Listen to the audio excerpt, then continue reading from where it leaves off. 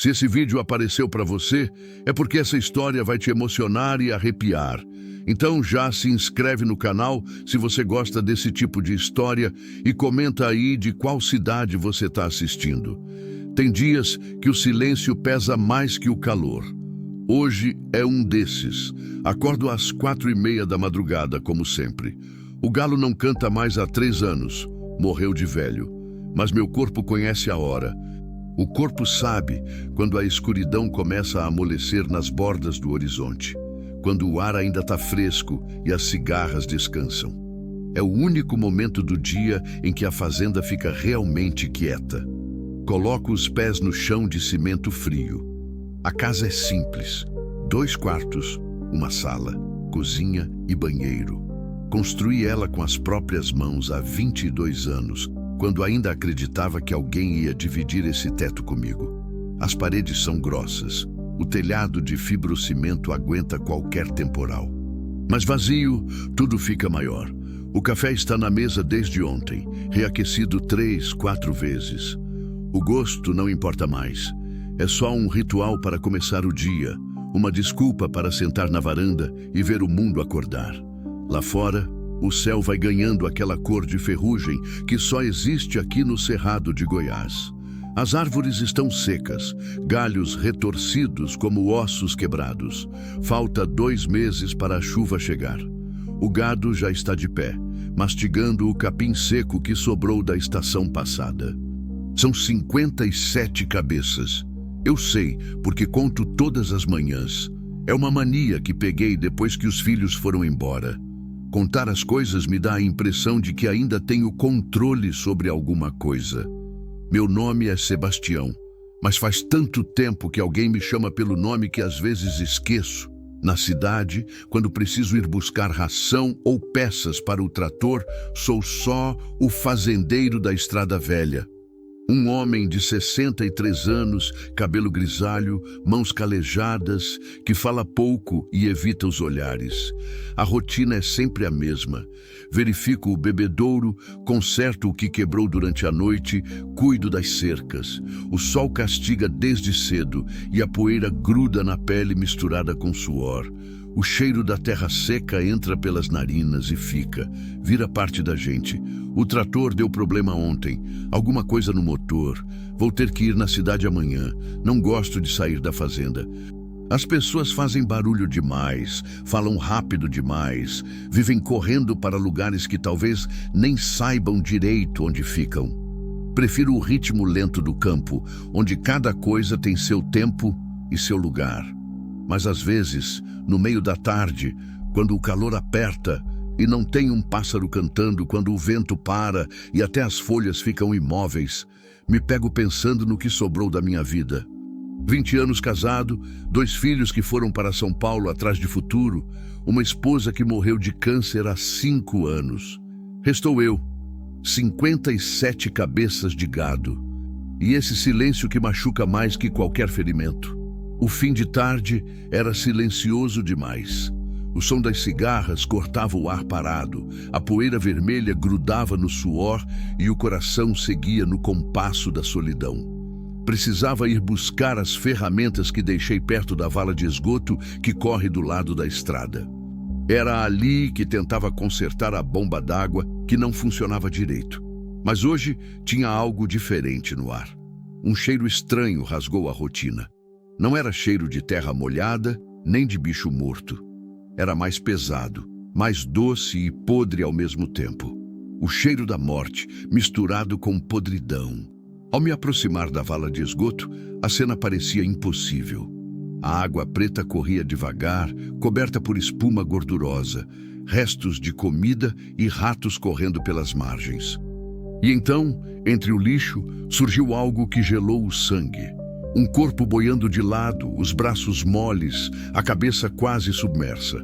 Por um instante, o mundo parou. A mente tentou negar, mas os olhos confirmavam. Era uma jovem.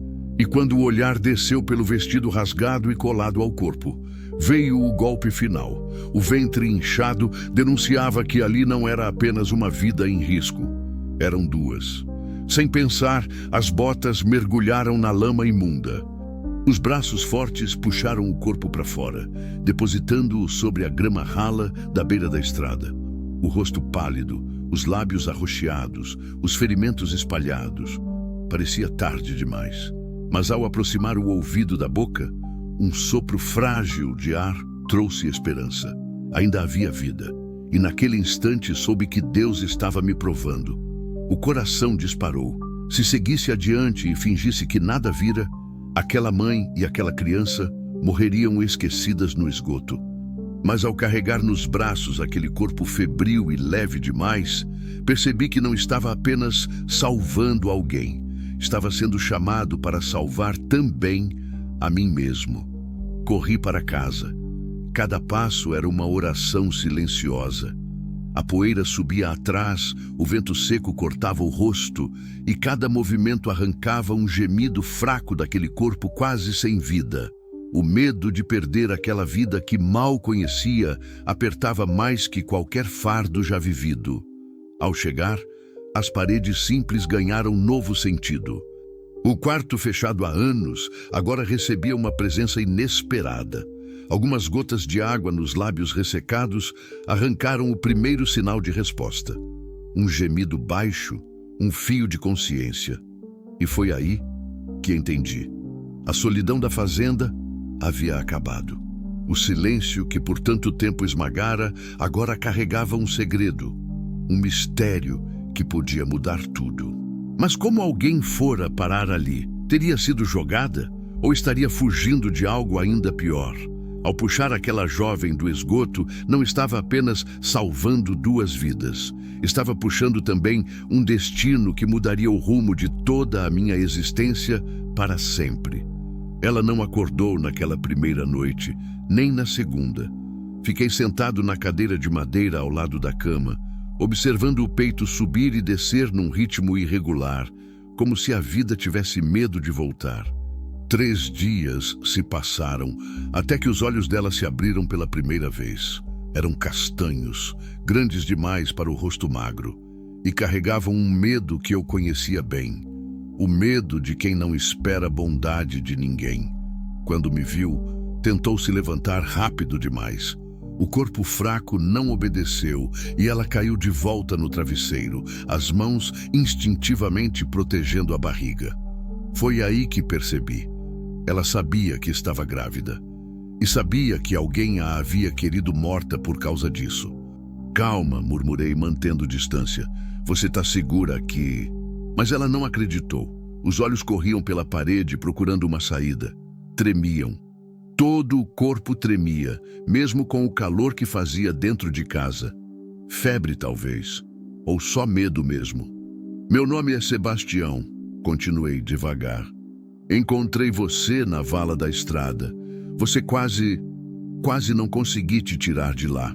Ela não respondeu. Apenas me olhou com aquela desconfiança ferida de animal acuado. Conheci esse olhar nos primeiros dias depois que minha mulher morreu. Era o mesmo que eu via no espelho quando ainda me importava em me olhar. Levantei da cadeira e ela se encolheu ainda mais. Vou buscar água, disse. E alguma comida. Você precisa comer alguma coisa. Na cozinha, esquentei o resto da sopa de mandioca que havia feito no dia anterior.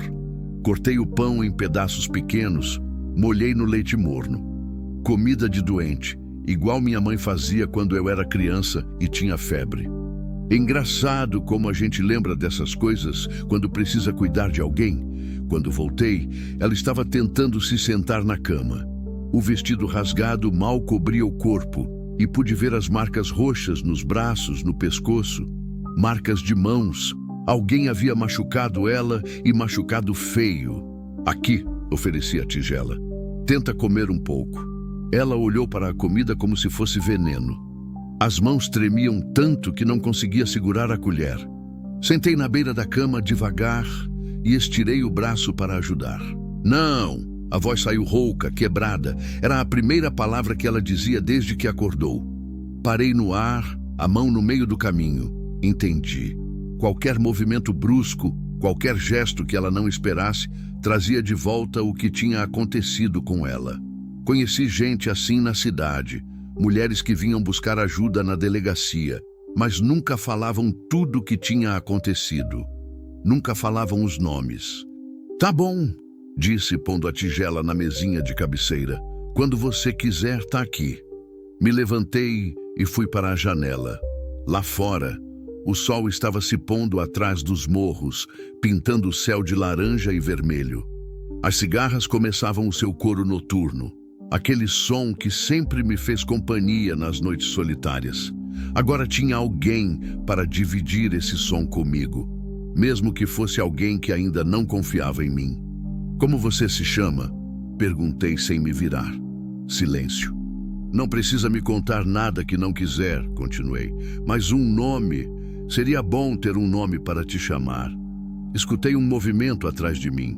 O barulho da colher batendo na tigela. Ela estava comendo. Era um começo. "Maria." A voz saiu baixa, quase um sussurro. Me virei. Ela tinha conseguido tomar alguns goles da sopa e um pouco de cor havia voltado ao rosto. Não muito, mas o suficiente para que parecesse menos um fantasma e mais uma pessoa de verdade. "Maria é um nome bonito", disse. "Quanto tempo você tem, Maria?" Ela pensou antes de responder, como se estivesse calculando se era seguro dividir essa informação. 19. 19 anos. Quase a idade que meu filho tinha quando foi embora. Uma menina ainda. Uma menina grávida que alguém tinha tentado matar. "E o bebê?" perguntei.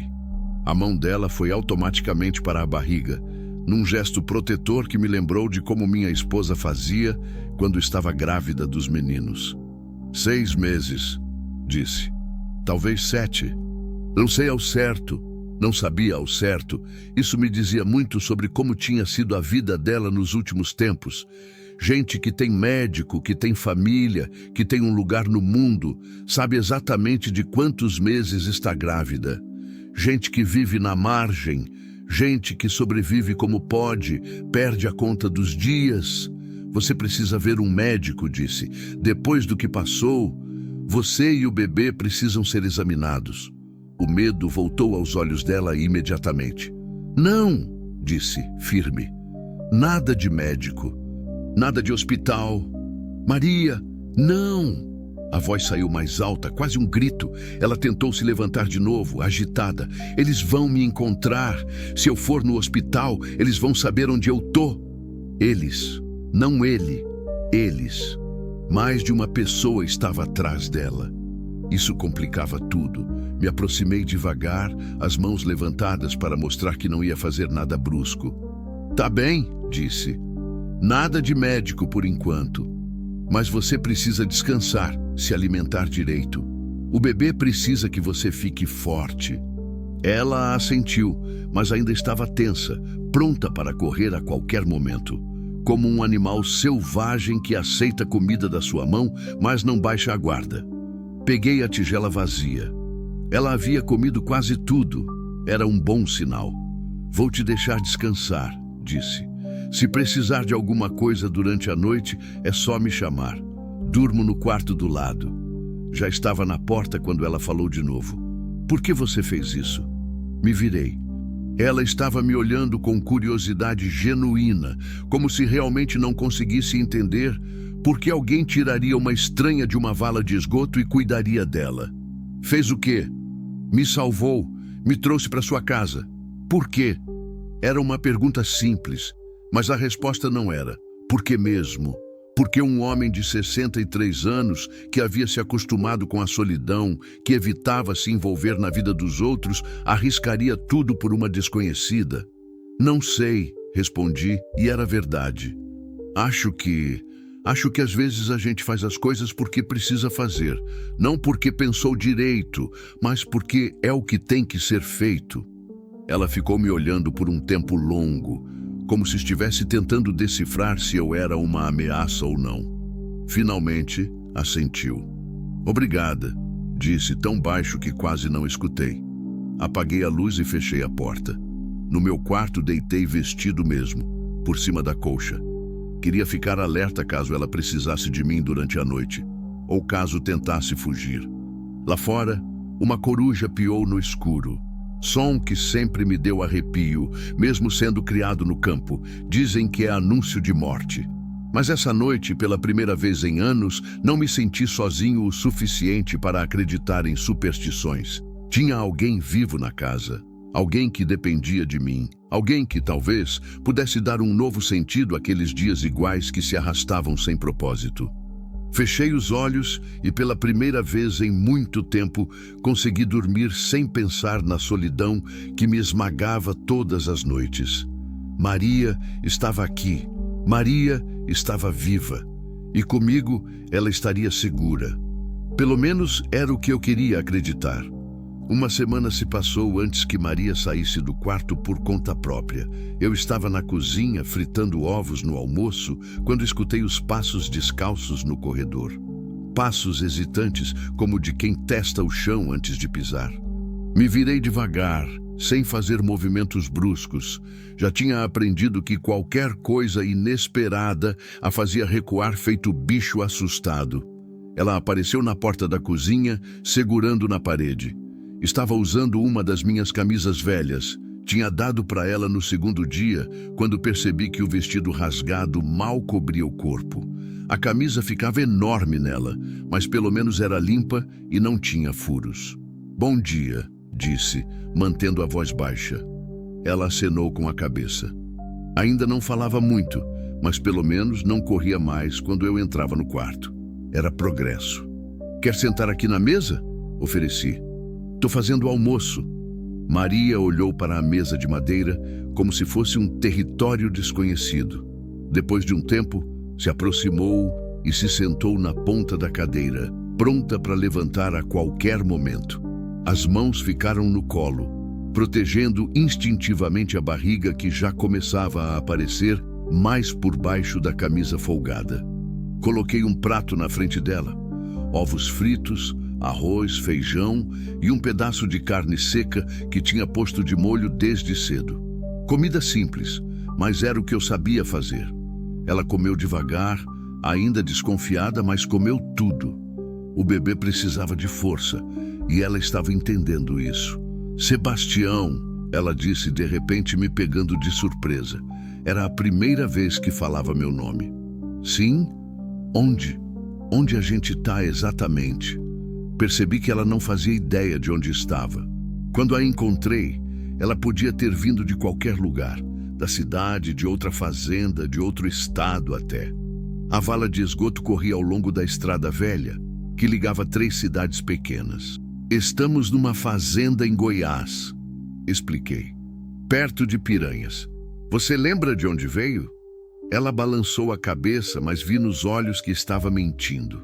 Lembrava sim, mas não queria falar. Não ainda. "Faz quanto tempo que você me encontrou?", perguntou. "Uma semana." "Uma semana?", ela repetiu, como se estivesse tentando encaixar as peças de um quebra-cabeça. "Eles devem achar que eu morri." Eles de novo. Eu queria perguntar quem eram, mas sabia que se pressionasse muito, ela ia se fechar de novo. Paciência era uma coisa que eu tinha aprendido criando gado. Não adianta forçar um animal assustado, tem que deixar ele vir até você no tempo dele. Depois do almoço, ela me ajudou a lavar a louça. Não ofereci ajuda, ela simplesmente levantou e começou a juntar os pratos. Era a primeira vez que fazia alguma coisa além de comer e dormir desde que chegou. Seus movimentos eram cuidadosos, econômicos, como de alguém acostumado a não fazer barulho. "Você não precisa fazer isso", disse. "Quero fazer", ela respondeu sem me olhar. "Não posso só ficar parada, não é certo." Entendi que ela precisava se sentir útil, não apenas um fardo. Deixei ela terminar de guardar as panelas, observando como conhecia bem o lugar de cada coisa na cozinha, como se tivesse nascido para cuidar de uma casa. Quantos anos ela teria quando aprendeu essas coisas? 10? 12? Criança ainda. À tarde, enquanto eu consertava a cerca do pasto, ela ficou sentada na varanda. Não falava, só observava o movimento do gado, o voo dos urubus no céu limpo, as nuvens que passavam devagar. Às vezes pegava ela com a mão na barriga, conversando baixinho com o bebê. Não conseguia escutar o que dizia, mas o tom era carinhoso, protetor. No quarto dia da segunda semana, aconteceu a primeira coisa que me preocupou de verdade. Eu estava no celeiro organizando a ração quando escutei um grito vindo da casa. Não era grito de dor física, era grito de terror puro. Larguei tudo e corri. Encontrei Maria encolhida no canto da sala, tremendo, os olhos arregalados olhando para a janela. Seguindo o olhar dela, vi apenas a estrada vazia e o pasto além. Nada de diferente. "O que foi?" perguntei, me aproximando devagar. "O carro", ela sussurrou. "Vi um carro parado ali na estrada." Olhei de novo. Não tinha carro nenhum. A estrada estava vazia como sempre, com apenas o asfalto rachado e o mato crescendo dos dois lados. "Maria, não tem nenhum carro ali." Ela me olhou como se eu estivesse mentindo, depois olhou de novo para a janela. A confusão tomou conta do rosto. "Mas eu vi", disse. "Era um carro preto. Tinha alguém de pé do lado, olhando para cá." Medo. Trauma. Minha esposa tinha me contado sobre uma amiga que ficou assim depois de ser assaltada. Via ladrão em todo lugar por meses.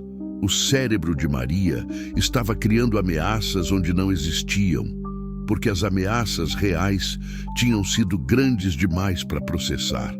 Me sentei no chão, longe dela, para não parecer ameaçador. "Você está segura aqui?", disse. "Eu prometo, ninguém sabe que você está aqui. Ninguém vai te encontrar."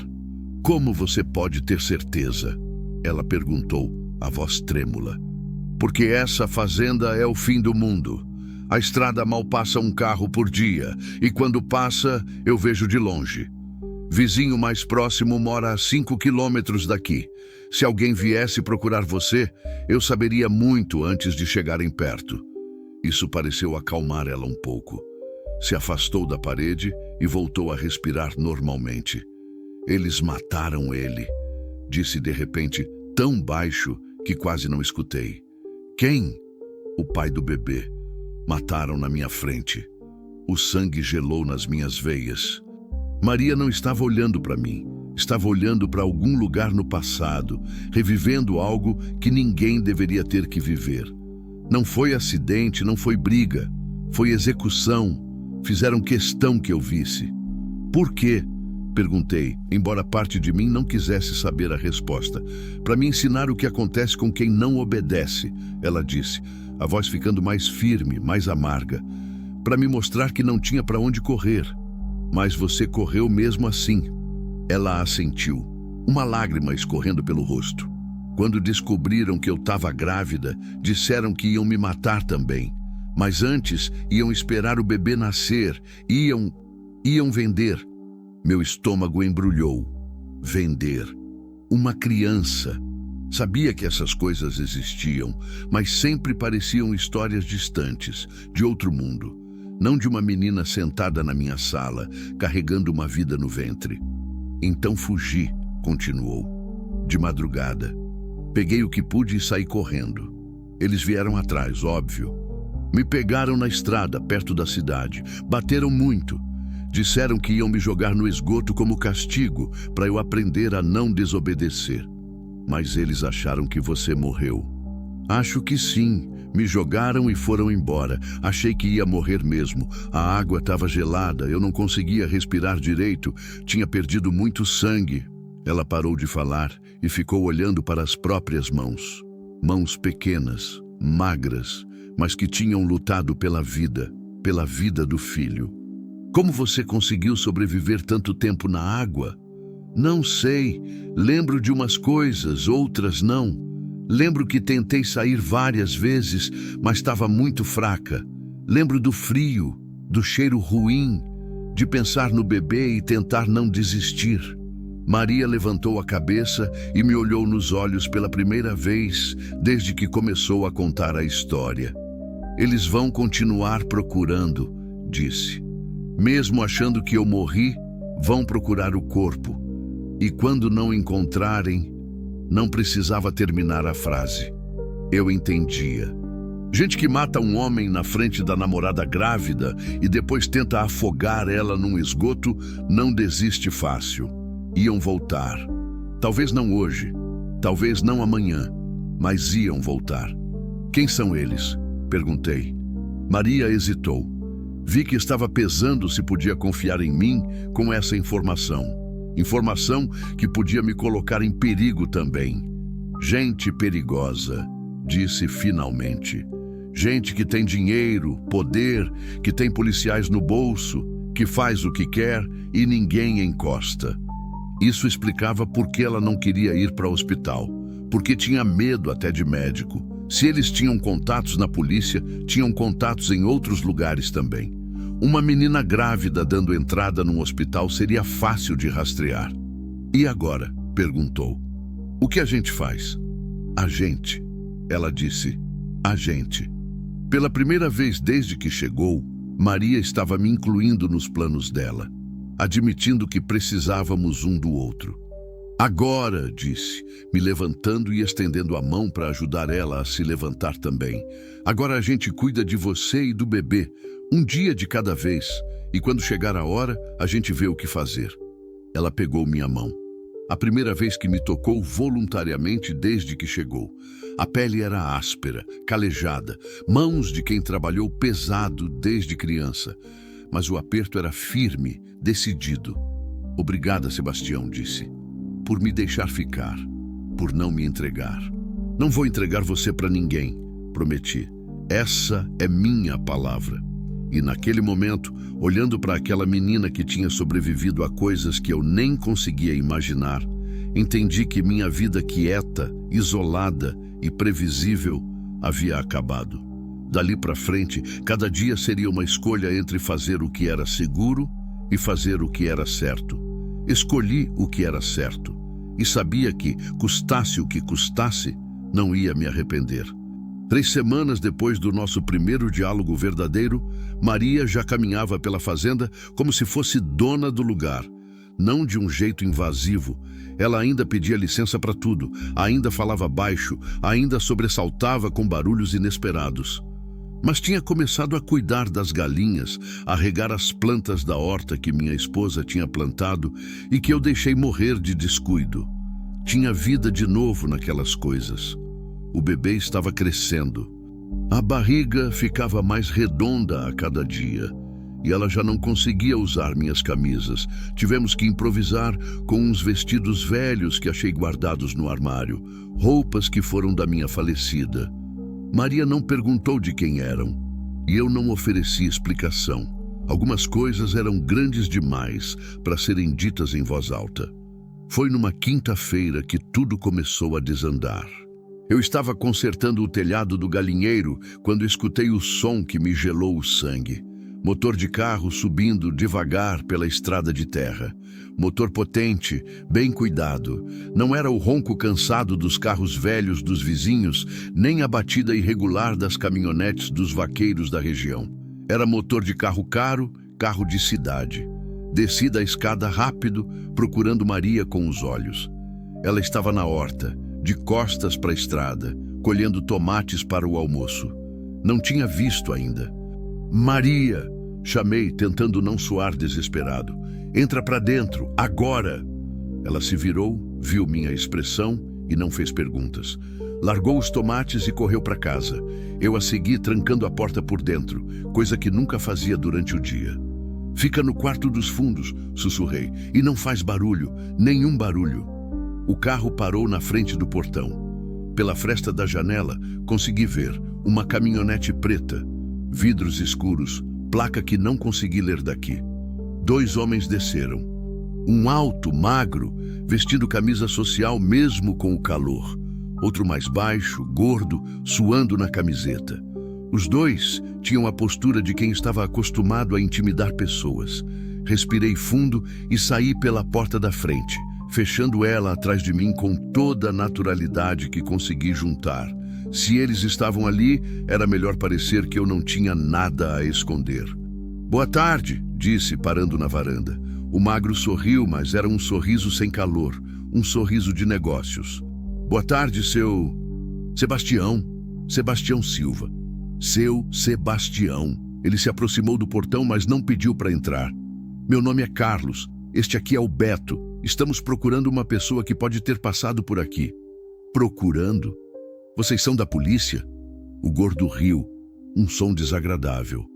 Algo assim, disse Carlos. Uma menina desapareceu faz algumas semanas. Família muito preocupada, o senhor entende. Jovem, grávida, pode estar confusa, pode ter procurado ajuda por essas fazendas. Família preocupada. Claro. A mesma família que matou o namorado dela e tentou afogar ela numa vala de esgoto. Não vi menina nenhuma por aqui. Menti, mantendo a voz firme. Nem grávida, nem não grávida. Aqui só passo eu mesmo. Não recebo visita de ninguém. Tem certeza? Carlos insistiu. Ela pode ter pedido água, comida. Pessoal do interior é hospitaleiro, né? Às vezes ajuda sem fazer perguntas. Havia uma ameaça sutil nas palavras dele. Uma sugestão de que ajudar sem fazer perguntas podia ser perigoso. Se tivesse visto, teria ajudado sim, disse. Mas como falei, não passou ninguém aqui. A estrada é movimento pouco e quando tem alguém, eu sempre vejo. O Beto cuspiu no chão e olhou ao redor da propriedade com desdém. Bonita fazenda, disse. Deve dar trabalho manter tudo isso sozinho. Não era elogio, era outra ameaça. Seria uma pena se algo acontecesse com sua fazenda. Dou conta, respondi. Carlos tirou um cartão do bolso e o estendeu por cima do portão. Se por acaso o senhor vir alguma coisa, qualquer coisa, pode ligar neste número. Tem uma recompensa boa para quem ajudar a família a encontrar a menina. Peguei o cartão. Não tinha nome, só um número de telefone. Claro, se aparecer alguém, eu ligo. Ótimo. Carlos sorriu de novo, aquele sorriso frio. Ah, só mais uma coisa. A menina pode estar machucada, doente. Se estiver escondida em algum lugar, vai precisar de médico logo logo. Seria uma pena se algo acontecesse com ela, ou com quem está ajudando, por falta de cuidado médico. A ameaça não podia ser mais clara. Eles sabiam que Maria estava viva. Talvez não soubessem onde, mas sabiam que alguém a tinha encontrado e estavam visitando todas as fazendas da região até encontrar. Entendo, disse. Se eu vir alguma coisa, ligo na hora. Os dois voltaram para a caminhonete. Carlos deu partida, mas antes de sair, abaixou o vidro. Tenha um bom dia, seu Sebastião. E lembre-se, somos uma família muito unida. Cuidamos dos nossos e cuidamos de quem cuida dos nossos também. A caminhonete se afastou, levantando uma nuvem de poeira. Fiquei parado na varanda até não conseguir mais ver o carro, até o barulho do motor sumir completamente na distância. Só então voltei para dentro da casa. Maria estava sentada no chão do quarto, abraçada aos próprios joelhos, tremendo. Quando me viu, se levantou num pulo. Eram eles? Perguntou, embora já soubesse a resposta. Eram. O que eles disseram? Contei toda a conversa. A cada frase, o rosto dela ficava mais pálido. Carlos, ela sussurrou quando terminei. Era o Carlos. Ele é o braço direito do chefe. Se ele está aqui pessoalmente, o que isso significa? Significa que não vão desistir, não até me encontrarem. Maria começou a andar de um lado para o outro no quarto pequeno, a mão na barriga, os olhos febris de desespero. Tenho que ir embora, disse, hoje mesmo. Se ficarem sabendo que você me escondeu, vão matar você também. Não, Sebastião, você não entende. Essas pessoas não brincam. Matam família inteira se for preciso. Eu disse não. Minha voz saiu mais dura do que pretendia. Você não vai sair daqui para morrer na estrada. Não vou deixar. Então você vai morrer junto comigo. Se for para morrer, que seja, mas não vou abandonar você. Ela parou de andar e me olhou como se eu tivesse ficado maluco. Por quê? Perguntou a voz quebrada. Por que você faria isso? Você mal me conhece. Era uma pergunta justa. Por que um homem na minha idade arriscaria tudo por uma estranha? Por que escolheria o perigo quando podia escolher a segurança? Me sentei na beira da cama e pensei na resposta certa. Mas a resposta certa era complicada demais, doía demais para falar. Você tem quantos anos mesmo? Perguntei. 19. Minha filha teria 19 anos agora. Maria ficou em silêncio, esperando eu continuar. Ela morreu quando tinha 2 anos. Febre alta, dessas que atacam criança no interior. Não conseguimos levar para o hospital a tempo. Minha esposa nunca se recuperou da perda. Ficou doente, deprimida. Morreu 5 anos atrás. Mas, na verdade, morreu junto com a menina. Engoli o nó na garganta. Talvez eu esteja tentando salvar ela. A filha que não consegui salvar. Talvez seja isso. Ou talvez seja só que faz muito tempo que ninguém precisa de mim. E você precisa. Você e o bebê precisam. Maria se aproximou e se sentou ao meu lado na cama. Como era o nome dela? Da sua filha? Ana. Ana, ela repetiu devagar. É um nome bonito. Ficamos em silêncio por um tempo. Lá fora, as cigarras começavam seu coro de fim de tarde, como sempre fizeram, como sempre fariam. Mas dentro da casa, alguma coisa tinha mudado. Não éramos mais estranhos ajudando um ao outro por acaso. Éramos família, família escolhida, família improvisada, mas família mesmo assim. O que a gente faz agora? Maria perguntou. Agora a gente se prepara, disse. Eles vão voltar. E quando voltarem, a gente vai estar pronto. Como? Pensei nas armas guardadas no armário da sala, na cartucheira de 12 que não usava há anos, no revólver 38 que herdei do meu pai. Nunca pensei que fosse precisar usar essas coisas para proteger alguém. Sempre achei que eram só lembrança de tempos mais violentos. Você sabe atirar? Perguntei. Ela balançou a cabeça. Então vai aprender. E rápido! Maria me olhou nos olhos, procurando algum sinal de que eu estava blefando, que não estava realmente disposto a enfrentar homens perigosos por causa dela. Não encontrou nada além de determinação. Tá bom, disse. Me ensina. Naquela noite, depois que ela foi dormir, fiquei sentado na varanda até tarde, olhando a estrada escura e pensando em como a vida da gente pode mudar completamente em questão de semanas. 2 meses atrás, minha maior preocupação era se ia ter chuva suficiente para capim. Agora estava planejando como proteger uma menina grávida de assassinos profissionais.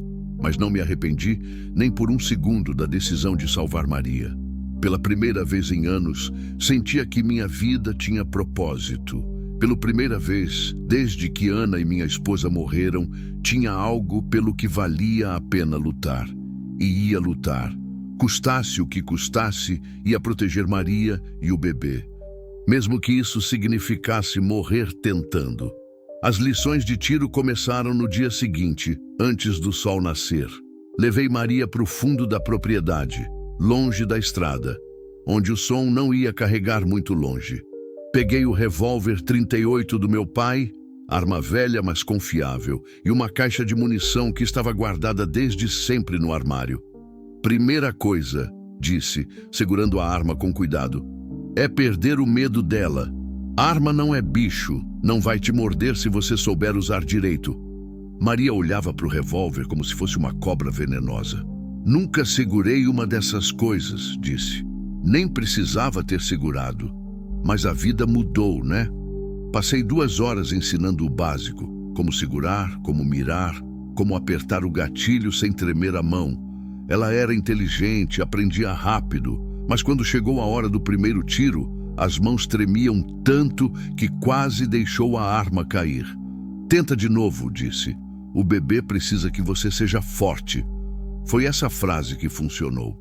Maria endireitou os ombros, respirou fundo e disparou. O tiro saiu longe do alvo, mas saiu. E ela não largou a arma. Melhor, disse, agora de novo. Praticamos por 1 semana inteira, toda a madrugada. Ela melhorou bastante, mas ainda estava longe de ser uma atiradora. O problema não era a mira, era o que acontecia dentro da cabeça dela toda vez que segurava a arma. Não consigo deixar de pensar nele, disse numa manhã, depois de errar o alvo pela 10ª vez seguida. Em quem? No pai do bebê, no Juliano. Quando eles mataram ele, foi com um tiro na cabeça, bem na minha frente. Ela largou a arma na grama e se sentou numa pedra, a mão na barriga.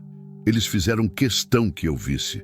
Disseram que era para eu aprender, que era isso que acontecia com quem tentava me tirar deles. Me conta como era ele, disse, sentando ao lado dela. Maria me olhou surpresa. O Juliano? Por quê? Às vezes ajuda a falar dos mortos. Mantém eles vivos de um jeito diferente. Ela ficou quieta por um tempo, olhando para o horizonte onde o sol estava nascendo. Ele era bonito, disse finalmente. Não no jeito galã de novela, mas bonito de um jeito honesto, sabe? Sorria com os olhos. Tinha 22 anos, trabalhava numa oficina. Sonhava em ter a própria oficina um dia. Como vocês se conheceram? Na padaria. Eu trabalhava lá. Ele sempre parava para comprar pão antes do serviço. Um dia ele fez uma piada sobre o pão estar mais doce que o normal. E eu respondi que era porque eu tinha feito pensando nele. Um sorriso triste apareceu no rosto dela. Era mentira, né? Eu nem sabia o nome dele direito, mas ele acreditou. Ou fingiu que acreditou. E começamos a conversar todo dia. E aí vocês ficaram juntos. Ficamos. Ele era diferente dos outros homens que eu conhecia. Não tentava me controlar, não gritava, não batia. Perguntava minha opinião sobre as coisas. Dizia que eu era inteligente. A voz dela quebrou um pouco. Ninguém nunca tinha dito que eu era inteligente. E como eles descobriram sobre vocês dois? O rosto de Maria se fechou. Por minha culpa, disse, a voz cheia de culpa. Eu morava numa casa com outras meninas, casa dos patrões. A gente trabalhava para eles. Não precisava explicar que tipo de trabalho. Eu entendia. Não era permitido ter namorado. Não era permitido sair sem autorização. Não era permitido nada que eles não mandassem. Mas eu me apaixonei. Pela primeira vez na vida me senti humana, sabe? Senti que era mais do que só um objeto. Ela se levantou e começou a andar de um lado para o outro, agitada. Comecei a sair escondida para encontrar com ele. Mentia para os capangas, inventava desculpas. Achei que era esperta, que ninguém ia descobrir. Mas descobriram. Um dos seguranças me viu beijando o Juliano na praça. Contou para o patrão na mesma hora. Maria parou de andar e me olhou, os olhos cheios de lágrimas. Sabe o que eles fizeram primeiro? Trouxeram o Juliano para casa. Disseram que iam só conversar com ele, só explicar como funcionavam as coisas. Eu acreditei. Eu realmente achei que iam só conversar. Mas não foi isso que aconteceu. Me obrigaram a assistir. Disseram que era uma lição, que eu tinha que entender que tudo que acontecesse com ele seria culpa minha, por ter desobedecido. Ela se ajoelhou na grama, soluçando. Ele pediu desculpa para mim antes de morrer. Pediu desculpa, como se fosse culpa dele. Disse que me amava e que sentia muito por ter me colocado naquela situação. Me levantei e fui até ela, mas não a toquei. Sabia que às vezes as pessoas precisam chorar sozinhas.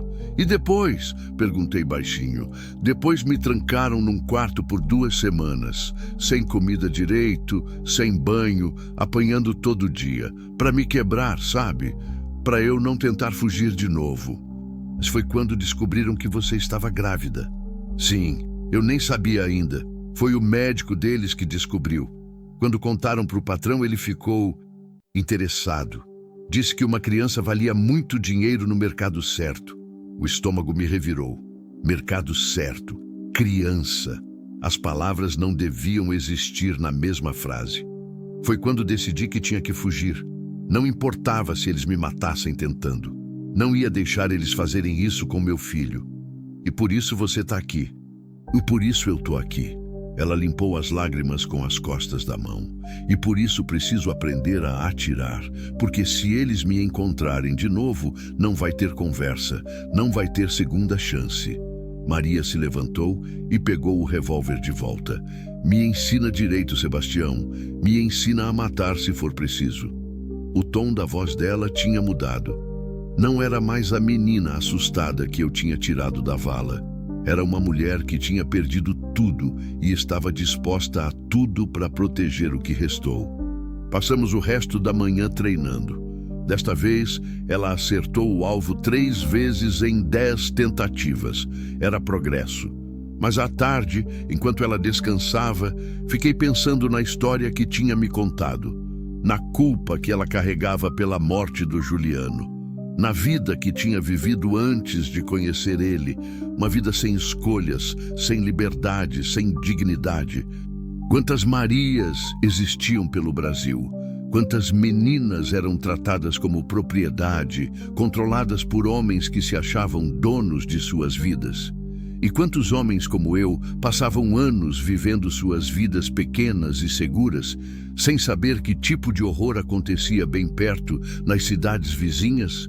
A noite chegou pesada, carregada de nuvens que prometiam chuva. Maria ajudou a preparar o jantar, feijão tropeiro e ovos fritos, e comemos em silêncio. Ela ainda estava processando as memórias que tinha dividido comigo de manhã. Sebastião, disse quando terminamos de comer. Sim, você acha que o Juliano me perdoaria por ter causado a morte dele? A pergunta me pegou de surpresa. Olhei para Maria, 20 anos de idade, grávida, fugindo de assassinos e ainda assim se culpando por ter tentado ser feliz. Maria, disse, escolhendo as palavras com cuidado, você não matou o Juliano. Você não escolheu a vida que tinha antes de conhecer ele. Você não pediu para nascer numa situação que te forçou a viver daquele jeito. Mas se eu não tivesse... Se você não tivesse o quê? Tentado ser feliz? Tentado se apaixonar? Tentado ser tratada como ser humano? Ela não respondeu. O que matou o Juliano foi a maldade desses homens. O que quase matou você foi a maldade deles. Não foi amor. Não foi você querer uma vida melhor. Foi pura maldade. Maria ficou olhando para a própria barriga, onde o bebê às vezes se mexia, lembrando que estava vivo. Às vezes eu fico pensando, disse, se não seria melhor, se ele não tivesse existido, o bebê. Se eu não tivesse engravidado, talvez o Juliano ainda estivesse vivo. E você acha que ele pensaria assim? Não sei. Eu acho que sei. Acho que qualquer homem que realmente amasse você ficaria feliz em saber que uma parte dele continuou viva, que o amor de vocês criou uma pessoa nova. Ela passou a mão na barriga, carinhosa. Você acha? Tenho certeza. E acho mais uma coisa. Acho que ele estaria orgulhoso de ver como você tem lutado para proteger o filho de vocês. Como você tem sido corajosa. Naquela noite, depois que Maria foi dormir, sentei na varanda como sempre fazia. Mas desta vez não estava pensando na minha solidão ou na fazenda. Estava pensando numa menina de 19 anos que tinha sobrevivido a coisas inimagináveis e ainda assim encontrava força para continuar lutando. Numa criança que ia nascer em breve e que dependia de nós para ter uma chance na vida. Estava pensando que talvez Ana, minha filha que morreu pequena, estivesse de algum jeito me guiando para fazer a coisa certa. Talvez ela soubesse que eu precisava salvar uma criança para conseguir me perdoar por não ter conseguido salvar ela. A primeira gota de chuva caiu na minha testa. Logo depois, veio outra. Em poucos minutos, estava chovendo forte. Aquela chuva pesada do cerrado que lava tudo, que traz vida nova para a terra seca. Entrei para dentro e deitei na cama ouvindo a chuva bater no telhado de zinco. Era um som que sempre me acalmou. Desde criança. Som de proteção, de casa segura, de futuro possível. Mas esta noite, misturado com o som da chuva, escutei outra coisa. Maria falando baixinho no quarto ao lado, contando histórias para o bebê que ainda não tinha nascido. Histórias sobre um pai que ele nunca ia conhecer, mas que tinha sido um homem bom. Histórias sobre um lugar seguro onde eles iam viver, onde ninguém ia machucar eles nunca mais. E pela primeira vez em muito tempo, consegui dormir sem sonhar com os mortos. Sonhei com os vivos, com o futuro, com uma criança que ia crescer livre e protegida, mesmo que isso custasse tudo que eu tinha para dar. A chuva durou 3 dias. 3 dias de água batendo no telhado, de lama na estrada, de céu cinzento que parecia carregar todos os problemas do mundo.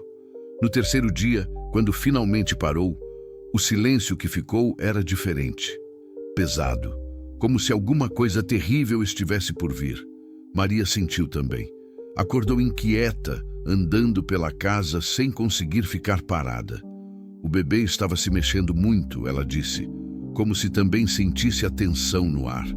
Eles vão voltar hoje, disse ela na hora do almoço, empurrando o feijão no prato sem comer direito. Como você sabe? Sei. É uma sensação ruim aqui. Ela pôs a mão no peito. É igual ao que senti no dia que mataram o Juliano. Não duvidei dela. Gente que sobreviveu ao que ela sobreviveu desenvolve instintos que gente normal não tem. Instintos que mantêm a pessoa viva. Passei a tarde inteira preparando a casa. Tranquei todas as janelas, deixei a espingarda carregada encostada na parede da sala, o revólver no cinto. Mostrei para Maria onde ficavam as munições extras, como destrancar a porta dos fundos se precisasse sair correndo. Se acontecer alguma coisa comigo, disse, você pega a Brasília velha que está na garagem, segue pela estrada de terra até a fazenda do seu João. São 5 quilômetros, ele vai te ajudar. Não vou deixar você sozinho. Maria, se eles chegarem aqui, você corre. Entendeu? Você corre e não olha para trás. O bebê é mais importante. Ela ia protestar, mas o som de carros na estrada cortou a conversa. Não era um carro só, eram 2, talvez 3, subindo devagar pela estrada de terra. Motores potentes, bem cuidados. Eles tinham voltado. Vai para o quarto dos fundos, sussurrei, e fica quieta. Não importa o que você escutar lá fora, não sai de lá. Maria me agarrou pelo braço. Sebastião, vai, agora. Ela hesitou por um segundo, depois se inclinou e me beijou no rosto. Um beijo rápido de despedida. Obrigada, disse, por tudo. Não tive tempo de responder. Ela correu para o quarto e eu fui para a varanda, a espingarda na mão. Eram 3 carros mesmo. A caminhonete preta da semana passada, mais 2 sedãs escuros. Pararam em fila na frente do portão. 6 homens desceram. Carlos estava no meio, sorrindo aquele sorriso sem calor. Os outros tinham cara de capanga, braços grossos, cicatrizes, olhar de quem já matou e não perde o sono por causa disso. Seu Sebastião! Carlos gritou, acenando como se fôssemos velhos amigos. Como vai? Posso entrar? A porteira está fechada, respondi. Se quiser falar alguma coisa, fala daí mesmo. Carlos riu. Ah, mas eu preciso entrar, seu Sebastião. Preciso dar uma olhadinha na sua propriedade. Sabe como é, vizinhança? A gente se preocupa uns com os outros. Não somos vizinhos. E minha propriedade está bem. Obrigado. Tenho certeza que está. Carlos fez um sinal e 2 dos capangas se aproximaram do portão. Mas mesmo assim, vou dar uma olhadinha. É só um minutinho. Um deles puxou uma ferramenta e começou a forçar o cadeado do portão. Não iam esperar a autorização. Vocês não têm o direito de entrar aqui, gritei. É propriedade privada. Ah, mas a gente tem sim, seu Sebastião. A gente tem todos os direitos do mundo. O portão se abriu com um barulho metálico. Os 6 homens entraram na propriedade, se espalhando pelo pátio.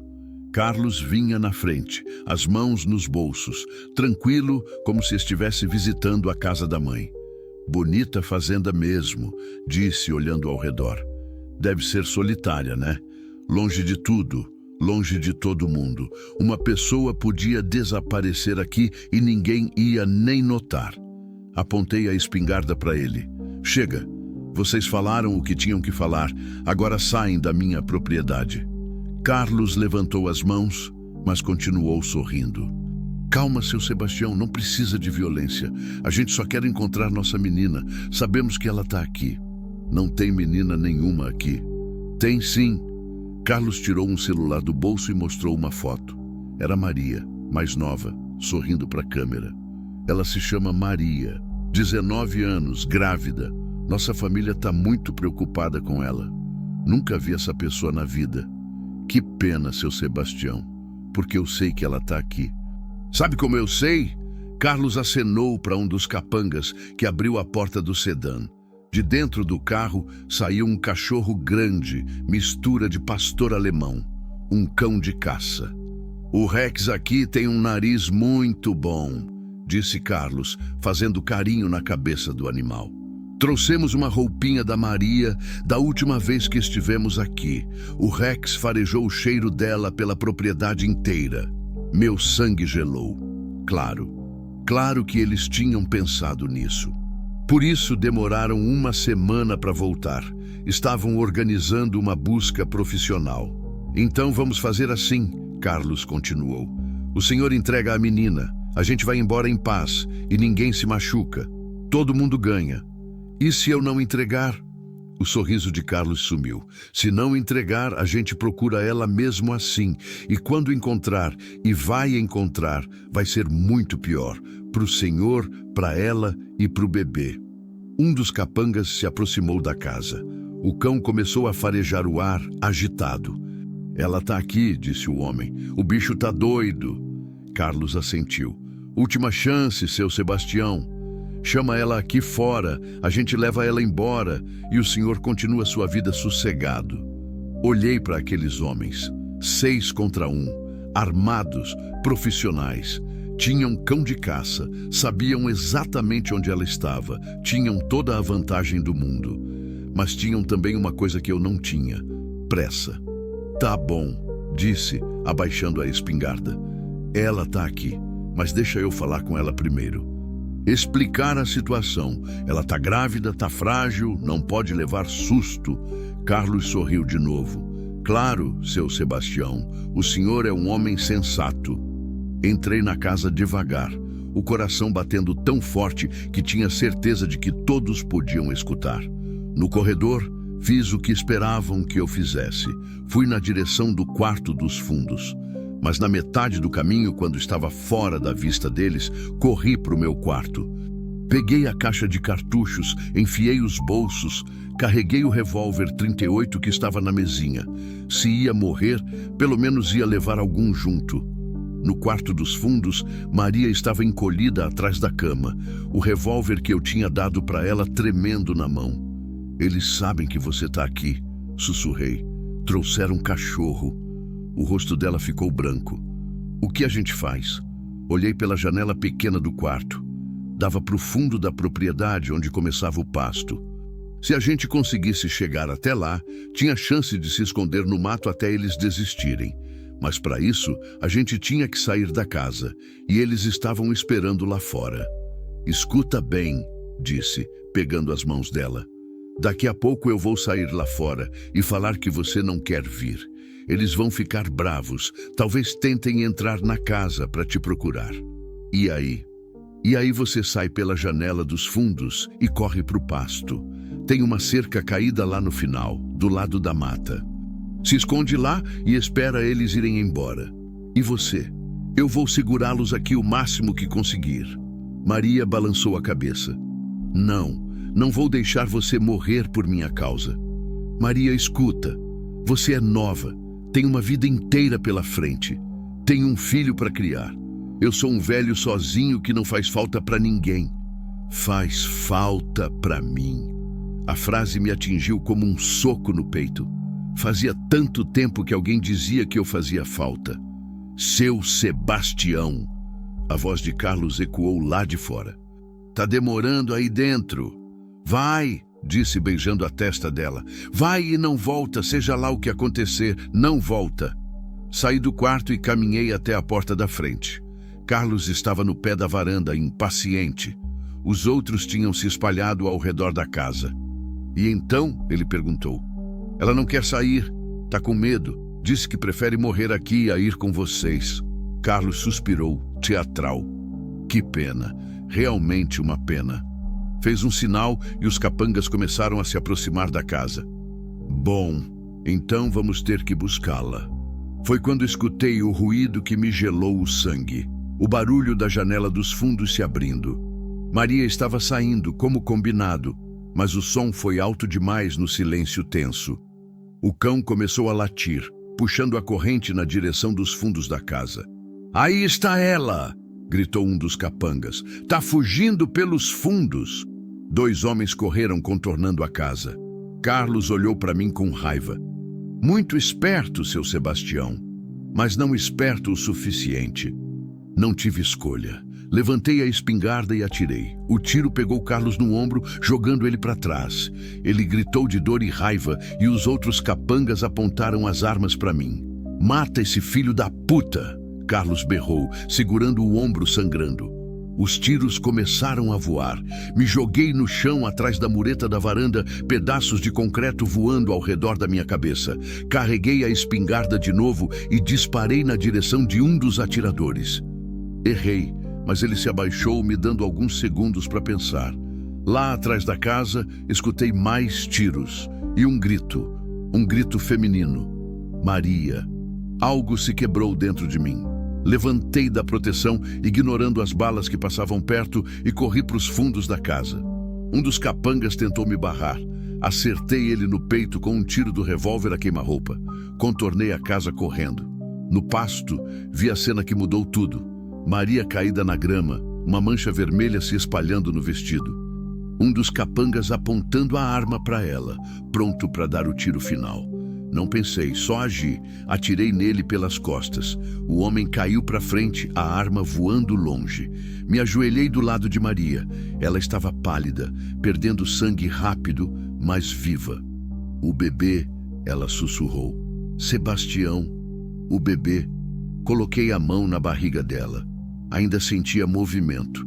Fraco, mas ainda sentia. Tá vivo, disse. Vocês 2 estão vivos. Escutei passos correndo atrás de mim. Me virei com o revólver na mão, mas eram os outros capangas. 3 deles, todas as armas apontadas para nós. Acabou, velho, disse um deles. Larga a arma.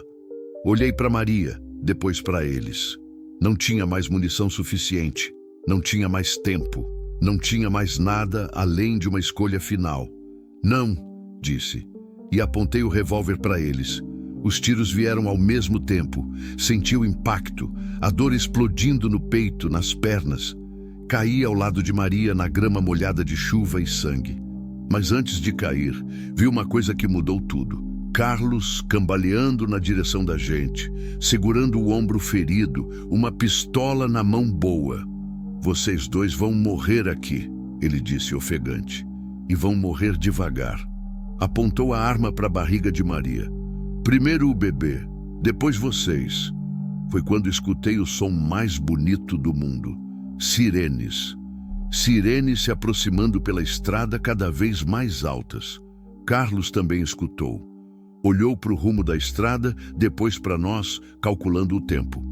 Polícia, disse um dos capangas. Chefe, temos que ir. Não, Carlos rosnou. Não vou sair daqui sem matar esses 2. Mas as sirenes estavam muito perto agora. Em questão de minutos, a polícia estaria ali. Carlos cuspiu no chão, furioso. Na próxima vez, disse apontando o dedo para Maria. Na próxima vez, eu termino o serviço. Os 4 homens que restavam correram para os carros. Em segundos, estavam acelerando pela estrada fora, levantando uma nuvem de poeira. As sirenes pararam na frente da fazenda. Passos correndo, vozes gritando comandos. Aqui, tentei gritar, mas só saiu um sussurro. Aqui atrás. Um policial apareceu correndo. Depois outro. Logo tinha gente por todo lado. Paramédicos, investigadores, fotógrafos. 2 vítimas! Gritou alguém. Uma grávida! Chama o helicóptero! Senti alguém colocando máscara de oxigênio no meu rosto, outras mãos examinando os ferimentos. Tudo ficando meio turvo, meio distante. Senhor, o senhor pode me ouvir? Uma voz perguntou. Qual é o seu nome? Sebastião, consegui dizer. Sebastião Silva. Tá bom, seu Sebastião. O senhor vai ficar bem. A gente vai cuidar do senhor. Tentei virar a cabeça para ver Maria, mas não consegui me mexer direito. A menina disse: Como tá a menina? Ela tá viva. Os dois estão vivos. Vocês vão ficar bem. Duas perguntas martelavam na minha cabeça enquanto me levavam para a ambulância. Quem tinha chamado a polícia? E será que a gente ia mesmo ficar bem? Ou era só coisa que paramédico fala para acalmar? Mas enquanto fechavam as portas da ambulância, escutei uma voz conhecida. Você fez a coisa certa, Sebastião. Era meu vizinho, seu João. Ele estava parado do lado da ambulância, o telefone celular na mão. Escutei os tiros lá de casa, disse. Liguei para os polícia na mesma hora. Sabia que você não era de brigar à toa. E foi aí que entendi. A virada decisiva não tinha sido os tiros, nem o confronto, nem mesmo quase morrer. A virada decisiva tinha sido há semanas atrás, quando decidi tirar Maria da vala. Porque quando a gente escolhe fazer o que é certo, o universo inteiro conspira para nos ajudar, mesmo quando parece que tudo está perdido. A ambulância disparou pela estrada, sirene ligada, levando a gente para longe dali, para longe do perigo. Para perto da vida nova que a gente tinha merecido, mas quase não conseguiu alcançar. Fechei os olhos e pela primeira vez em muito tempo me permiti acreditar que talvez, só talvez, tudo fosse dar certo no final.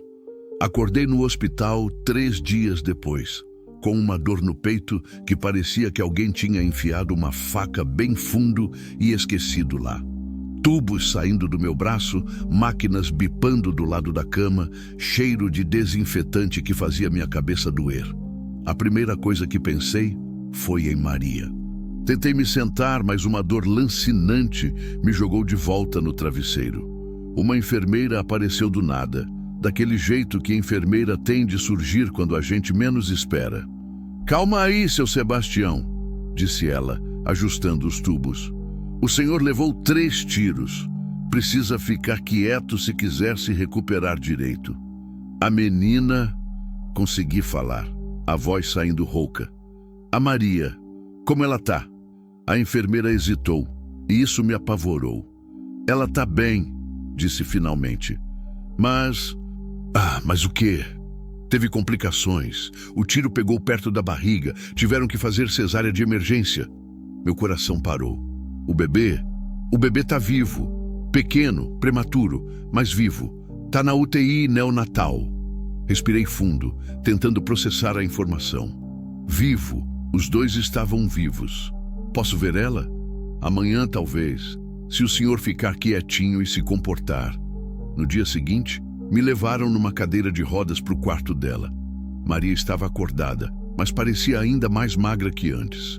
Pálida, olheiras fundas, mas os olhos brilhavam quando me viu entrar. Sebastião! Tentou se sentar, mas fez uma careta de dor. Fica quieta, disse, chegando perto da cama. Como você tá?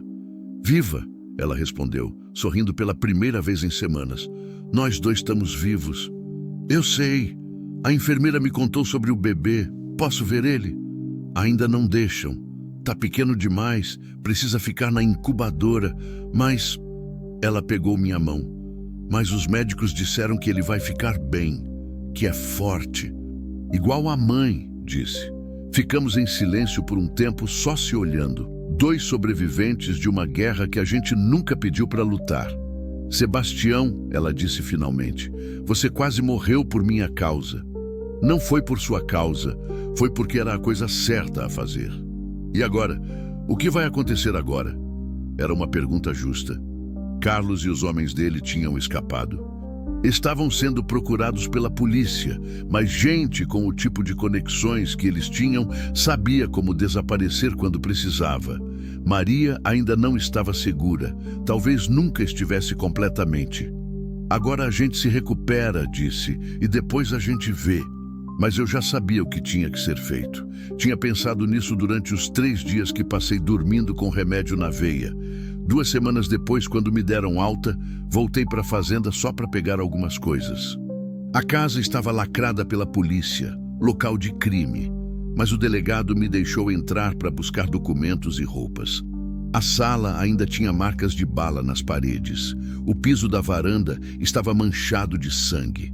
Meu sangue e de um dos capangas que eu tinha matado. Era estranho ver aquilo ali, prova física de que eu tinha tirado a vida de um homem. Não me sentia culpado, mas também não me sentia orgulhoso. Era só uma coisa que tinha acontecido, uma consequência das escolhas que fiz.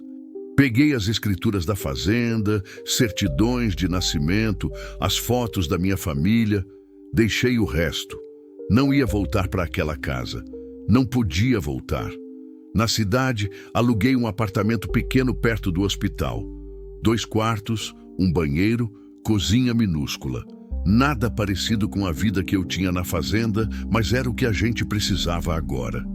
Maria ficou mais 2 semanas internada. O bebê ficou 1 mês inteiro na UTI. 1 mês de visitas diárias, de conversar com ele através do vidro da incubadora, de torcer para cada grama que ganhava de peso. Como a gente vai chamar ele? Perguntei para Maria numa dessas visitas. Ela ficou pensando, olhando para o filho minúsculo cheio de tubos e aparelhos. Juliano, disse, igual ao pai. E o sobrenome? Silva, ela respondeu sem hesitar. Juliano Silva. Me olhou nos olhos. Se você deixar, se você não se importar de ser o avô dele. Avô. Eu que nunca tinha conseguido ser avô de verdade, que tinha perdido a filha pequena demais para me dar netos.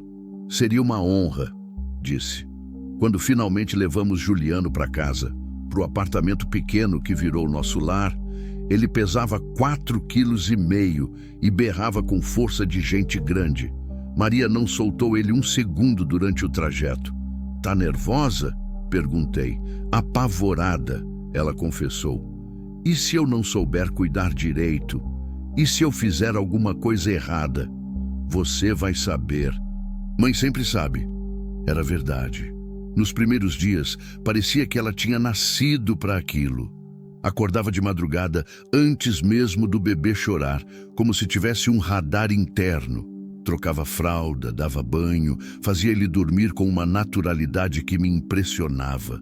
Mas as noites eram difíceis para ela. Às vezes, eu acordava com o som de choro baixinho vindo do quarto ao lado. Não era o bebê, era Maria, chorando de medo, de cansaço, de saudade de um homem que nunca ia conhecer o filho. Uma dessas noites, bati na porta e entrei. Tá tudo bem? Ela estava sentada na cadeira de balanço que compramos, Juliano dormindo no colo, lágrimas escorrendo silenciosas pelo rosto. Às vezes eu olho para ele e vejo o Juliano, disse. Os olhos, o jeito de franzir a testa quando tá com fome, e aí eu fico pensando em como seria se ele estivesse vivo. Se a gente tivesse conseguido fugir juntos, se fôssemos uma família de verdade. Me sentei na beirada da cama. Vocês são uma família de verdade, disse. Você e o Juliano, e eu, se vocês me deixarem fazer parte. Mas não é a mesma coisa. Não, não é. Mas é o que a gente tem. E às vezes, o que a gente tem é mais forte que o que a gente perdeu. Ela olhou para mim com aquela expressão de quem está tentando entender algo muito complicado. Como você consegue ficar forte depois de perder tanta gente? Sua filha, sua esposa. Quem disse que eu fico forte? Eu só continuo vivendo, um dia de cada vez. E agora tenho uma razão melhor para continuar. Qual? Vocês 2. Passou 1 mês. Juliano estava crescendo, engordando, ficando mais parecido com o pai que nunca ia conhecer. Maria estava se recuperando aos poucos, voltando a sorrir, voltando a acreditar que o futuro era possível. Foi quando aconteceu a coisa que a gente mais temia. Eu tinha saído para comprar leite e remédio. Quando voltei para o apartamento, a porta estava entreaberta. Nunca deixávamos a porta entreaberta. Entrei devagar, o coração disparado. A sala estava vazia, o quarto também, mas no quarto do bebê... Maria estava sentada no chão, encostada na parede, segurando Juliano contra o peito. Os olhos dela estavam arregalados de terror. E no outro lado do quarto, sentado na cadeira de balanço, como se fosse dono do lugar, estava Carlos. O braço direito estava numa tipóia, onde meu tiro tinha pegado, mas na mão esquerda ele segurava uma pistola. "Oi, seu Sebastião", disse sorrindo. "Que bom que chegou. Estávamos esperando. O que você quer?" "O que eu sempre quis, a menina e o bebê." "Por quê? Por que vocês não desistem? Já perderam homens, já chamaram a atenção da polícia." Carlos riu, mas era um riso amargo. "Sabe por que não posso desistir, seu Sebastião? Porque se eu voltar para o meu chefe de mãos vazias, ele vai me matar. Simples assim. Então suma, vai para outro estado, muda de nome." "E viver como? Fazendo que tipo de trabalho? Eu só sei fazer uma coisa na vida, e essa coisa exige que eu não deixe ninguém me desrespeitei." Ele apontou a arma para Juliano. "Esse bebê representa meu fracasso, e eu não posso viver com fracasso." "Carlos", Maria falou pela primeira vez, a voz trêmula. "Por favor, ele é só uma criança.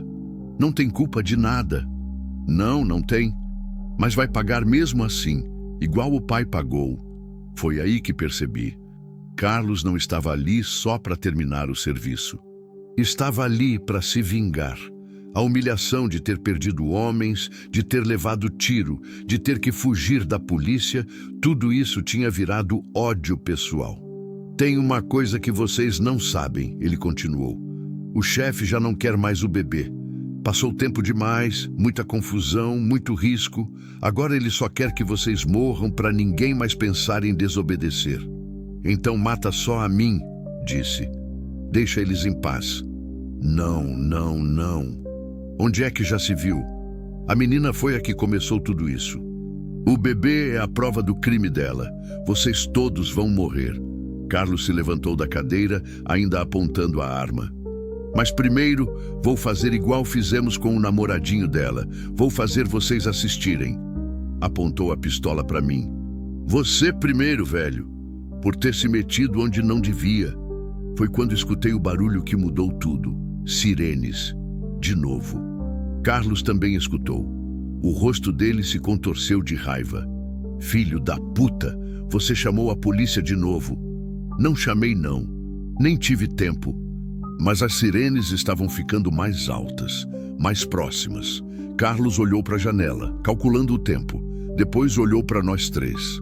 "Não vai dar tempo de matar vocês todos", disse. "Mas pelo menos..." Apontou a arma diretamente para o peito de Juliano. "Pelo menos esse não vai crescer."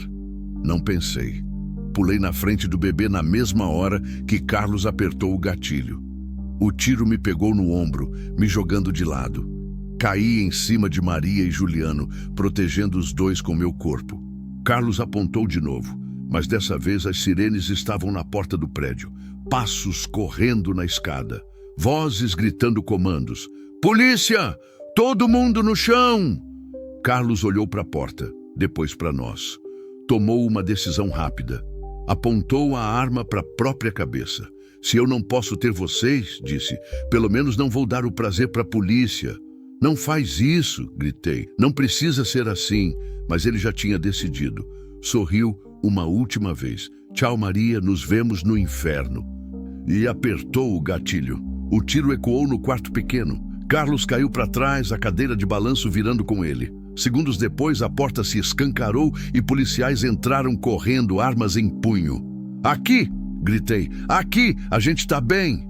Mas desta vez eu não estava mentindo. A gente estava bem, ferido, assustado, traumatizado, mas bem, vivos, todos vivos. Enquanto os paramédicos cuidavam do meu ombro e os policiais faziam perguntas, Maria se aproximou e segurou minha mão. "Como eles sabiam?" perguntou. "Quem chamou a polícia?" Um dos policiais ouviu a pergunta. "O senhor tem um vizinho muito atento", disse. "Seu João, da fazenda. Ligou dizendo que tinha visto homens estranhos seguindo o senhor na cidade. A gente já estava de olho no apartamento há 2 horas." Seu João de novo, o anjo da guarda que nunca pedimos, mas que sempre aparecia na hora certa. Naquela noite no hospital, enquanto esperava costurar em meu ombro, fiquei pensando em como a vida da gente é feita de escolhas pequenas que levam a consequências grandes. Se eu não tivesse saído para pegar as ferramentas naquela tarde, nunca teria encontrado Maria na vala. Se seu João não fosse um vizinho atento, a gente teria morrido 2 vezes. Se Maria não tivesse tido coragem de fugir da primeira vez, Juliano nunca teria nascido. Se eu não tivesse perdido Ana e minha esposa, talvez nunca tivesse entendido o valor de salvar uma família. Tudo conectado. Tudo levando a esse momento onde a gente estava vivo, juntos, seguros pela primeira vez em meses. A travessia final não tinha sido apenas sobreviver aos tiros ou escapar dos bandidos. A travessia final tinha sido aprender que família não é só quem nasce com a gente. Às vezes, família é quem escolhe ficar, quem escolhe lutar, quem escolhe amar, mesmo quando é perigoso. E às vezes, a travessia mais difícil é aceitar que merecemos ser salvos, que merecemos ser felizes, que merecemos recomeçar, mesmo depois de perder tudo. 6 meses depois do último confronto, acordei com o cheiro de café fresquinho e o som de Juliano balbuciando no berço. 6 meses de paz. 6 meses sem olhar por cima do ombro, sem sobressaltar com barulho de carro na rua, sem acordar no meio da noite achando que alguém estava tentando arrombar a porta. Levantei da cama devagar, o ombro ainda doía quando o tempo ia mudar, e fui para a cozinha. Maria estava lá cantarolando baixinho enquanto preparava o café da manhã. Juliano estava no carrinho ao lado dela, brincando com um chocalho colorido que compramos na semana passada. "Bom dia", disse beijando a testa dela. Era um gesto que tinha se tornado natural entre a gente. Não romântico, nunca foi e nunca seria, mas carinhoso, familiar, como pai e filha, como avô e neta, como família. "Bom dia, vô Sebastião", ela respondeu sorrindo. Vô Sebastião. No começo era estranho ouvir isso. Agora era a coisa mais natural do mundo. Sentei na mesa pequena e peguei Juliano no colo. Aos 8 meses, ele já tentava falar, já ria quando fazia cosquinha, já estendia os bracinhos quando me via. Os olhos continuavam iguais aos do pai, castanhos expressivos. Mas o sorriso era igual ao da mãe. "Como dormiu, campeão?", perguntei para ele. Juliano respondeu com uma série de sons incompreensíveis, mas disse com a maior seriedade do mundo, como se estivesse contando algo muito importante. Ele disse que sonhou com o papai, traduziu Maria, colocando o prato de ovos fritos na mesa, e que quer ir visitar a fazenda nova, nossa nova vida. Com o dinheiro da venda da propriedade velha, que conseguimos vender mesmo com a história toda, compramos um pedaço de terra menor em Minas Gerais, bem longe de Goiás, bem longe de qualquer memória ruim. 20 alqueires de terra boa, com uma casa simples mas confortável, um riacho que nunca seca e vizinhos que sabiam da nossa história mas nunca fizeram perguntas. A diferença é que dessa vez não íamos viver sozinhos. Dessa vez íamos ser uma família de verdade. "Quando mudamos?", perguntou Maria, se sentando com o próprio prato. "Semana que vem, já falei com o caminhão de mudança, não temos muita coisa mesmo." Era verdade. 6 meses morando num apartamento de 2 quartos não dá para acumular muito, mas também não precisávamos de muito. Precisávamos de paz, de espaço para o Juliano crescer, de um lugar onde pudéssemos criar as próprias memórias sem sombras do passado. Depois do café, fomos dar uma volta na praça. Era algo que fazíamos toda manhã. Empurrar o carrinho de bebê, sentar no banco debaixo da árvore, ver as outras famílias passando. Maria estava diferente nesses últimos meses. Menos assustada, mais à vontade no próprio corpo. Tinha engordado um pouco, estava precisando. Os cabelos tinham crescido e ela deixava eles soltos agora. Parecia mais velha, mais madura, mais mãe. "Sebastião", Ela disse enquanto Juliano dormia no carrinho. Posso te perguntar uma coisa? Claro. Você se arrepende de ter me salvado de tudo que aconteceu por minha causa? Era uma pergunta que ela fazia de tempos em tempos, sempre com medo da resposta. Como se ainda não acreditasse completamente que alguém pudesse escolhê-la sem querer algo em troca. Maria disse, igual sempre dizia, você foi a melhor coisa que aconteceu na minha vida em anos. Você e o Juliano. Não me arrependo de nada. Nem de ter perdido a fazenda, nem de ter levado tiro, nem de nada, repeti. Sabe por quê? Ela balançou a cabeça. Porque antes de vocês, eu estava morrendo devagar, todo dia igual, sem propósito, sem alegria, sem ninguém para cuidar. Vocês me deram uma razão para acordar de manhã, me deram uma família de novo. Uma lágrima escorreu pelo rosto dela. Às vezes eu ainda não acredito que a gente conseguiu, que tá tudo bem agora. Tá sim, e vai continuar estando. Como você tem tanta certeza? Olhei para o rosto dela, depois para o Juliano dormindo tranquilo no carrinho, depois para as outras famílias na praça vivendo suas vidas normais. Porque a gente aprendeu uma coisa importante. Aprendeu que família não é só sangue. Família é quem escolhe ficar quando fica difícil. Quem escolhe lutar quando tem que lutar. Quem escolhe amar quando é perigoso amar. E a gente escolheu tudo isso? A gente escolheu e continua escolhendo todo dia. À tarde, enquanto Juliano dormia a sesta, Maria foi estudar. Tinha começado um curso de enfermagem por correspondência. Sempre quis trabalhar na área da saúde, disse. Sonhava em ajudar outras pessoas, talvez outras meninas, em situação parecida com a que ela viveu. Aproveitei para sentar na varanda do apartamento e escrever. Tinha começado a escrever nossa história algumas semanas atrás. Não para publicar, não para mostrar para ninguém, só para registrar. Para que Juliano, quando crescesse, soubesse como chegou até a gente, soubesse que foi amado desde antes de nascer.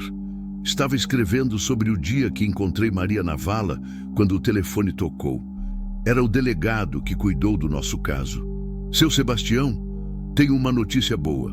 Prenderam o resto da quadrilha do Carlos. O chefe, os capangas que sobraram, até alguns policiais que trabalhavam para eles. Operação grande em vários estados. Senti um alívio enorme no peito. Era como se um peso que eu nem sabia que ainda carregava tivesse sumido de repente. E as outras meninas? Perguntei. As que estavam na mesma situação da Maria. Libertaram 12, todas menores de idade. Estão sendo cuidadas, vão ter assistência psicológica, vão poder voltar para as famílias ou ser colocadas com famílias adotivas. 12 meninas, 12 Marias que não iam passar pelo que ela passou. 12 futuros que tinham sido salvos. O Senhor e a Maria vão ter que vir depor no julgamento, continuou o delegado. Mas depois disso, acabou. Vocês vão poder viver em paz, definitivamente. Quando desliguei o telefone, fiquei olhando pela janela por um tempo longo. Lá embaixo, as pessoas passavam na rua, cada uma com sua história, seus problemas, seus sonhos, e eu pensei em como é engraçado o jeito que a vida funciona. Um ano atrás, eu era um homem sozinho numa fazenda isolada, esperando a morte chegar devagar. Hoje, eu era avô de um menino lindo, protetor de uma menina corajosa, parte de uma família que escolheu me adotar tanto quanto eu escolhi eles. Quando Maria acordou do estudo, contei sobre a ligação do delegado. Acabou mesmo? Ela perguntou, os olhos brilhando de esperança. Acabou. Ela se jogou no meu pescoço, chorando de alívio. E naquele momento, senti que alguma coisa dentro de mim se curou definitivamente. A culpa que carregava pela morte da minha filha. A solidão que me corroía por dentro, a sensação de que minha vida não tinha mais sentido, tudo isso tinha ido embora, substituído por algo muito mais poderoso. Propósito. Naquela noite, depois que colocamos Juliano para dormir, sentamos na sala pequena para conversar sobre a mudança. Como a gente vai fazer com as coisas práticas? Perguntou Maria. Documento, escola para o Juliano quando ele crescer, essas coisas. Você é maior de idade, é mãe dele. Eu vou ser oficialmente o avô, se você deixar. Vamos registrar tudo certinho, botar tudo no papel. E se alguém perguntar sobre o pai verdadeiro? A gente conta a verdade. Que o pai morreu antes dele nascer. Que você ficou viúva muito nova. Que eu te acolhi porque éramos família. Maria sorriu. E somos mesmo família, né? Não de sangue, mas de escolha. A melhor família que existe. Diz, ela ficou quieta por um tempo, brincando com a aliança simples que tinha comprado para usar. Não de casamento, mas de luto pelo Juliano que morreu. Uma forma de honrar a memória dele, de mostrar para o mundo que tinha sido amada. Sebastião, disse finalmente, tem uma coisa que nunca te perguntei, mas sempre quis saber. O quê? Por que você nunca casou de novo, depois que sua esposa morreu? A pergunta me pegou de surpresa. Nunca ninguém tinha perguntado isso tão diretamente. Acho que nunca encontrei alguém que me fizesse sentir completo de novo. E depois vocês apareceram e percebi que ser completo não precisa ser só com esposa. Pode ser com família, com pessoas que a gente ama e que amam a gente de volta. Você nos ama? Amo vocês mais que tudo na vida. E nós amamos você também. Você salvou a gente, mas a gente também te salvou, né? Era verdade. Eles tinham me salvado da solidão, do vazio, da sensação de que minha vida tinha acabado junto com a da minha esposa e filha. Tinham me dado uma razão para continuar, um futuro para construir. Salvamos uns aos outros, disse. 2 semanas depois, estávamos na fazenda nova. 20 alqueires de terra vermelha, uma casa de 3 quartos com varanda ampla, galinheiro, horta e muito espaço para Juliano crescer brincando na terra. A primeira noite na casa nova, depois que colocamos Juliano no berço do quarto dele, o primeiro quarto próprio que ele ia ter, saímos para a varanda para ver as estrelas. O céu no interior de Minas era igual ao de Goiás, mas as memórias que a gente ia criar aqui iam ser completamente diferentes. Memórias de paz, de família, de amor escolhido. Sabe o que eu mais gosto daqui? Disse Maria, balançando na cadeira de balanço que compramos especialmente para ela amamentar Juliano. O quê? O silêncio. Mas não é mais um silêncio vazio que dói, é um silêncio cheio, cheio de nós. Entendi exatamente o que ela queria dizer. O silêncio da solidão é pesado, opressor. O silêncio da família é leve, confortável. É o som da paz. E você? Ela perguntou. O que mais gosta? Olhei ao redor da propriedade. A casa simples, mas nossa. A terra que íamos trabalhar juntos. O quarto onde Juliano ia crescer seguro e amado. A varanda onde íamos passar as tardes conversando sobre o dia, sobre o futuro, sobre os sonhos que agora podíamos fazer sem medo. Gosto de acordar de manhã e saber que não tô sozinho, disse. Gosto de escutar vocês rindo. Gosto de ter para quem cozinhar, de quem cuidar, de quem amar. E o que você espera do futuro? Pensei na pergunta. 1 ano atrás, eu não esperava nada do futuro. Só esperava que os dias passassem sem muito sofrimento. Agora, eu esperava tanta coisa. Espero ver o Juliano dar os primeiros passos nessa varanda. Espero te ver se formar enfermeira. Espero ensinar ele a plantar, a cuidar da terra, a ser um homem bom igual o pai dele era. E para você, o que espera para você? Espero ser o melhor avô que conseguir. Espero cuidar de vocês até não conseguir mais. E espero que, quando eu morrer, vocês lembrem de mim como alguém que fez diferença na vida de vocês. Maria parou de balançar na cadeira e me olhou seriamente. Sebastião, disse, você já fez a maior diferença possível. Você nos deu uma família, nos deu um lar, nos deu uma chance de ser felizes. Naquela noite, deitado na cama do meu quarto novo, escutei os sons da casa. Maria cantarolando baixinho no quarto ao lado, Juliano fazendo aqueles ruídos de bebê dormindo, o vento nas árvores do quintal, o canto dos grilos lá fora. Sons de vida, sons de família, sons de futuro. E pela primeira vez, desde que Ana morreu, mais de 20 anos atrás, dormi sem sonhar com os mortos. Sonhei com amanhã. Sonhei com Juliano crescendo forte e feliz, com Maria realizando os sonhos dela, comigo mesmo, velho, mas útil, cansado, mas realizado. Sonhei com uma vida que valia a pena viver. E quando acordei no dia seguinte com o cheiro de café fresquinho e o som de risadas vindos da cozinha, soube que não era sonho, era realidade, era nossa nova vida. Era nossa família escolhida, nossa fazenda escolhida, nosso futuro escolhido. E por mais que o passado tivesse sido difícil, por mais que tivéssemos perdido tanto, por mais que o caminho até aqui tivesse sido doloroso, valeu a pena. Cada escolha difícil, cada momento de medo, cada risco que corremos, valeu a pena por esse momento. Acordar numa manhã de sol, sabendo que somos amados e que temos alguém para amar de volta. É isso que importa no final. Não o que perdemos pelo caminho, mas o que conseguimos construir apesar das perdas. Uma família, um lar, um novo caminho. E a certeza de que, não importa o que aconteça daqui para frente, não estaremos sozinhos. Nunca mais estaremos sozinhos.